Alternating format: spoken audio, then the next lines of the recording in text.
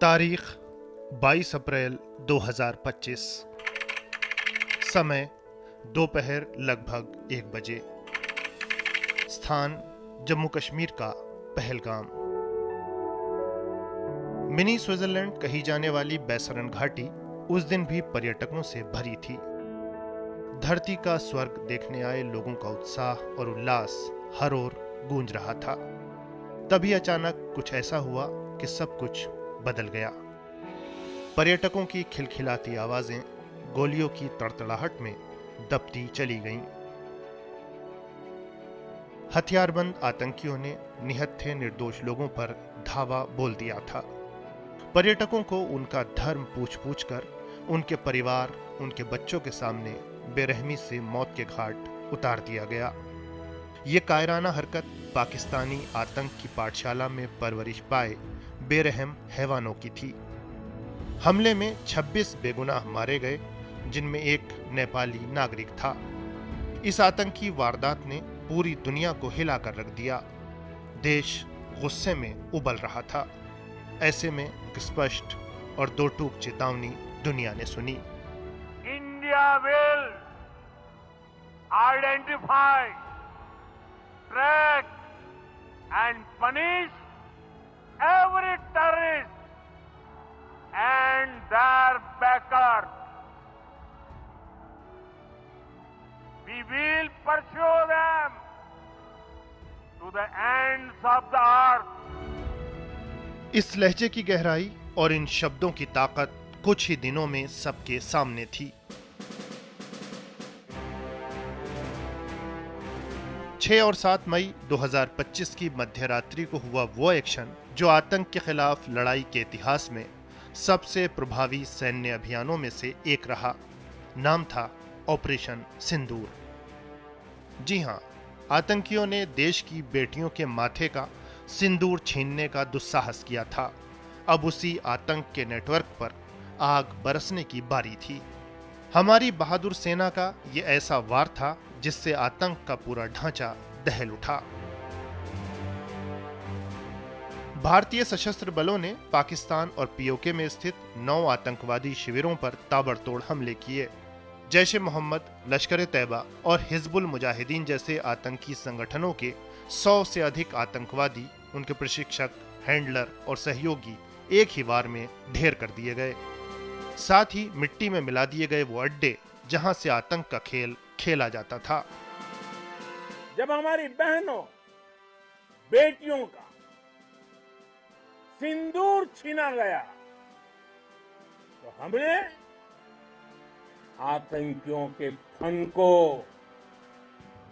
उनके घर में घुस के कुचल दिया। आतंक के आकाओं को अब समझ आ गया है,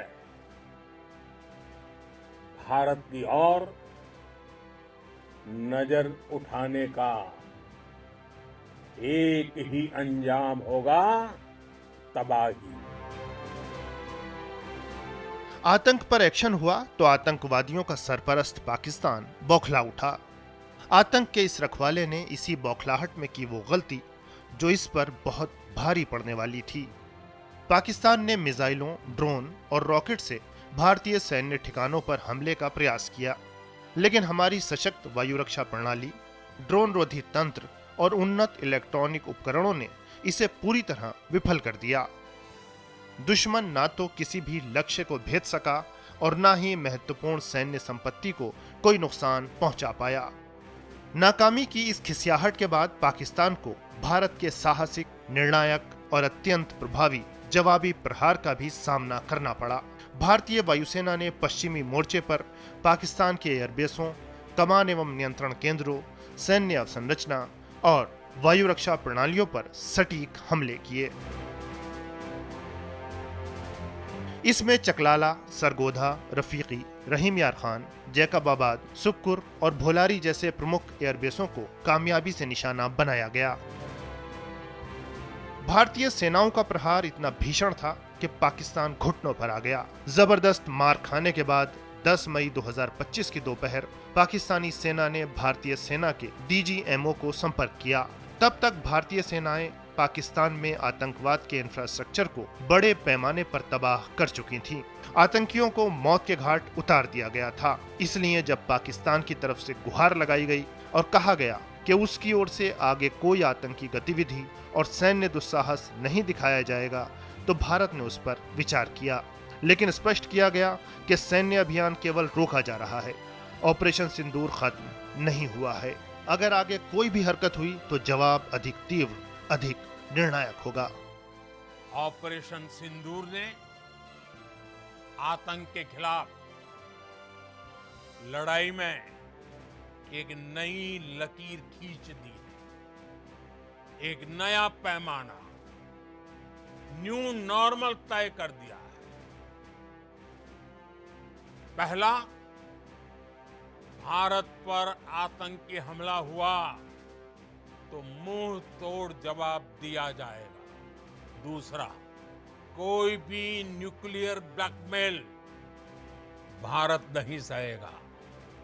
तीसरा, हम आतंक की सरपरस्त सरकार और आतंक के आकाओं को अलग अलग नहीं देखेंगे। भारतीय सेना ने पाकिस्तान और पीओके में आतंकी अड्डों को तो ध्वस्त किया ही, साथ ही पहलगाम हमले में शामिल हर आतंकी को चुन चुन कर ढेर किया। ऑपरेशन सिंदूर भारत की तीनों सेनाओं के उत्कृष्ट समन्वय, दुश्मन के हर ठिकाने पर हमले की उनकी क्षमता, किसी भी सैन्य दुस्साहस को नाकाम बनाने की ताकत और आतंक के अड्डों को मिट्टी में मिला देने के हुनर की शानदार मिसाल है। हर्षित और सारांश के साथ मालिक अख्तर की रिपोर्ट, डीडी न्यूज।